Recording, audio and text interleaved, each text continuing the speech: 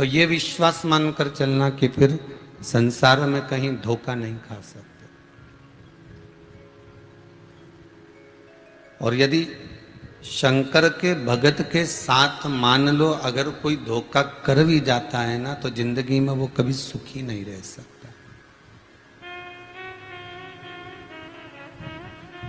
जो शिव उपासना में आप लगे हुए हैं, शंकर जी की भक्ति में आप लगे हुए हैं, शंकर के अनुमोदन में आप लगे हुए हैं, शंकर के स्मरण में आप लगे हुए हैं, और शिव भक्ति में आप किसी भी रूप में जुड़े हैं, भले वो कोई भी रूप हो आपका।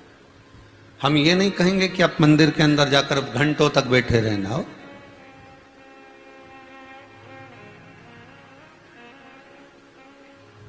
स्कूल के बाहर चाट का ठेला खड़ा रहता है, बोलो सही है कि गलत है? स्कूल के बाहर पानी पतासे की दुकान भी होती है, स्कूल के बाहर कॉपी और किताब की दुकान भी होती है, स्कूल के बाहर बेर, कुरकुरा, गजक, टॉफी, वेपर्स, इसकी भी दुकान होती है। कोई हाथ गाड़ी लेकर भी खड़ा हुआ है स्कूल के बाहर, पर वेपर्स बेच रहा है, कुरकुरा बेच रहा है, टॉफी बेच रहा है, बिस्कुट बेच रहा है। अगर अपन कहें कि ये जो बेच रहा है, अंदर जो पढ़ाई चल रही है, वो पढ़ाई का फल, वो जो अंदर पढ़ाया जा रहा है, क्या बाहर वो दुकान बेचने वाले को मिल जाएगा क्या? अरे बोलो तो नहीं मिलेगा। जितने आस्था पर कथा सुन रहे हो, संपूर्ण विश्व में जो ये गुरु शिव महापुराण की कथा चल रही है, आप हृदय पर हाथ रखकर बोलिएगा, बाहर खड़े हुए व्यक्ति को, कुरकुरा बेचने वाला, गजक बेचने वाला, बिस्कुट बेचने वाला, टॉफी बेचने वाले को जो अंदर पढ़ाया जा रहा है, जो अंदर ज्ञान दिया जा रहा है, वो बाहर प्राप्त नहीं हो सकता, क्योंकि वो बाहर खड़ा हुआ है, वो बाहर से बेच रहा है, वो बाहर से सामग्री दे रहा है। उसी तरह मंदिर में जाकर आप लोटा लेकर बैठ गए, मंदिर में जाकर आप कलश लेकर बैठ गए, मंदिर में जाकर आप दूध चढ़ाने बैठ गए, मंदिर में जाकर जल चढ़ाने बैठ गए, मंदिर में जाकर बेलपत्र चढ़ाने बैठ गए, उससे शिव नहीं मिलेगा। ये तो साधन है परमात्मा तक पहुंचने का। शिव कैसे मिलेगा? शंकर को पाने के लिए आपको कुछ देने की जरूरत नहीं है। शंकर को पाने के लिए तो केवल शंकर की कथा कहती है कि तेरा खुद का तेरे पास कुछ भी नहीं है। जन्म मैंने दिया, मृत्यु मैंने दी, वस्त्र मैंने दिया, आभूषण मैंने दिया, धन दौलत संपदा सत्ता सारा वैभव मैं तुझे देता हूं। तेरा खुद का तेरे पास कुछ नहीं है। तेरा खुद का तो तेरे पास केवल एक अहम है, केवल एक अहंकार मनुष्य का खुद का होता है।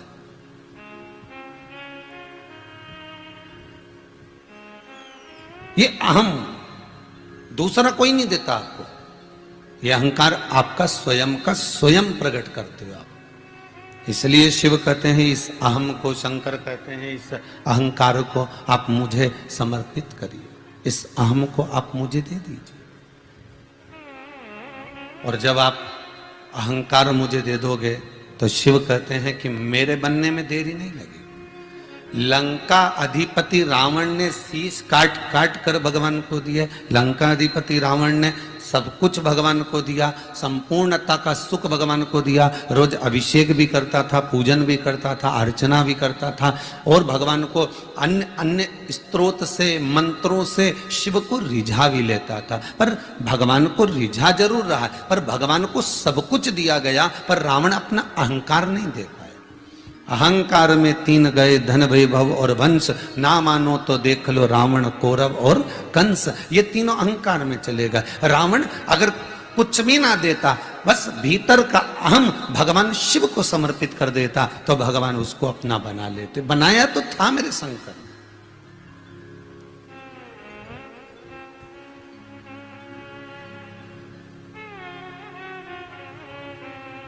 हम परमात्मा को बिसरा सकते हैं, पर परमात्मा हमको नहीं बिसरा सकता। हम परमात्मा को बिसरा सकते हैं, पर परमात्मा हमको बिसरा नहीं सकता। हम शिव को बिसरा सकते हैं, पर शिव हमको बिसरा नहीं सकता। एक पिताजी के दो पुत्र थे। बड़ा बेटा कहता, पापा मुझे आपके साथ में नहीं रहना, मेरी शादी हो गई है, मेरे बच्चे हो गए हैं, अब मुझे अपनी लाइफ सेटल करना। कर ले बेटा,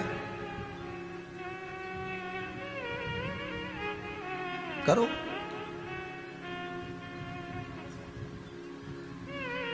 पहले एक कथा में कहा था, दुनिया के लोगों के पास में सोफा सेट है, हाफ सेट है, फुल सेट है, हीरे का सेट है, सोने का सेट है, डिनर सेट है, हाफ सेट है, चांदी का सेट है, पन्ना का सेट है, बस आदमी अपसेट है।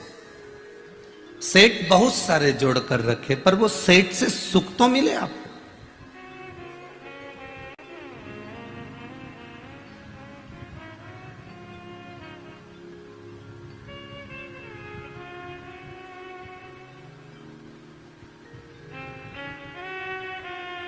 वो सेठ सुख तो प्रदान करे आपको।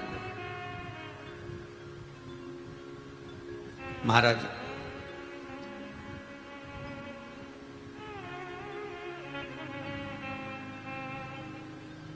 पिता के दो पुत्र, एक पुत्र कह रहा है, पिताजी मुझे अपनी लाइफ सेटल करना है, मुझे आपके साथ में नहीं रहना, मैं आपके साथ में नहीं रह सकता। ठीक है, क्या करना चाहते हो आप, मेरा हिस्सा दे दीजिए और मैं जाना चाहता हूं। पिताजी ने जायदाद के 3 हिस्से कर दिए महाराज।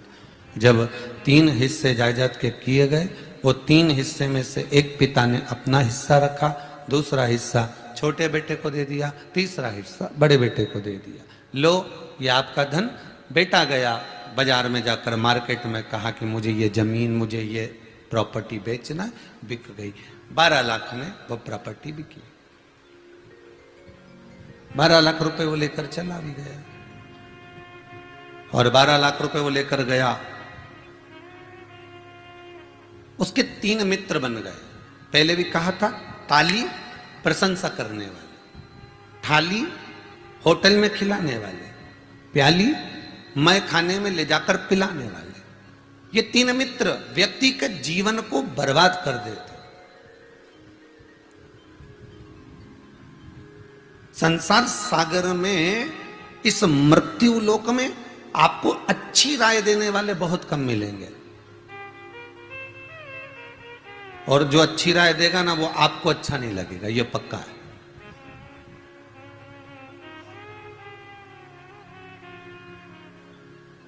अगर पति ही पत्नी से सत्य बोल देना एक आध बार, तो पत्नी को बुरा लग जाए, या पत्नी पति को सत्य कह देना तो पति को बुरा लग जाए। सत्य कहना बड़ा कठिन काम है।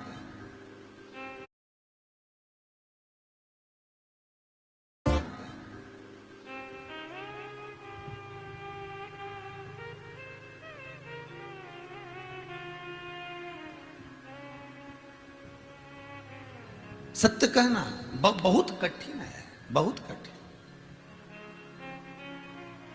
जब पति अपनी पत्नी से सत्य नहीं कह पाता, तब वो फिर घुमा फिरा कर कहता है। जैसे एक भगोनी में एक पत्नी ने आलू रखा उबलने के लिए, और आलू पका रही थी।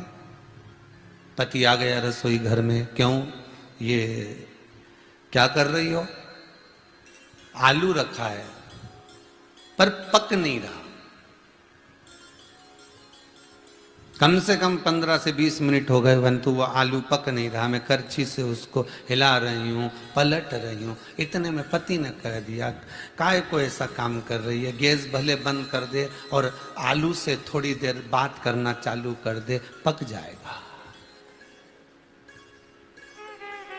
आलू से थोड़ी सी देर बात करना चालू कर दे, पक जाएगा। पत्नी बोली, फिर से बोलना जरा, मतलब तुम मुझसे बात कर करके पक गए। अब पति डायरेक्ट तो नहीं कह सकता कि मैं पक चुका, तो वो इतना तो कह सकता है ना कि आलू से बात कर, आलू पक जाएगा। अब उतने में उसको समझ में आ जाना चाहिए कि भाई मैं ज्यादा बोलती हूँ, ज्यादा हो सकता है कि मेरे शब्दों के तीर चलते हो, या हो सकता है कि मेरे शब्द कुछ अपशब्द निकल जाते हो, जिससे इसके हृदय को क्षति पहुंचती हो, हृदय को घात पहुंचता हो, हृदय को लगता हो।